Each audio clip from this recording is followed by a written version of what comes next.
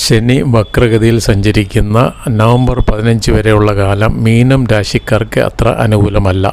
അമിതമായ ചിലവ്, അനാവശ്യമായ ചിലവ്, മനക്ലേശം, എല്ലായിടത്തും പൊതുവെ നഷ്ടം സംഭവിക്കുക, നിത്യത്തൊഴിൽ ചില വ്യതിയാനം ഉണ്ടാകുക, ജോലിയിൽ ചില മാറ്റം വരിക, ജോലി തന്നെ മാറുന്നതിനും സാധ്യത കാണുന്നു. ധന ഇടപാടുകൾ പ്രത്യേകം ശ്രദ്ധിക്കേണ്ട സമയമാണ്. പുതിയ ഇൻവെസ്റ്റ്മെൻറ്റിനൊന്നും പറ്റിയ സമയം അല്ല. എന്നാൽ ശത്രുനാശം ഉണ്ടാകുക, രോഗശമനം ഉണ്ടാകുക, ആധ്യാത്മിക കാര്യങ്ങളിൽ ഒരു ഉയർച്ച ഉണ്ടാകുക, ഇങ്ങനെയുള്ള ചില നല്ല കാര്യങ്ങൾക്കും സാധ്യത ഉണ്ട്. പക്ഷേ പൊതുവെ അത്ര നന്നല്ലാത്ത സമയമാണ്, പ്രത്യേകിച്ച് ധനപരമായിട്ടുള്ള കാര്യത്തിന്.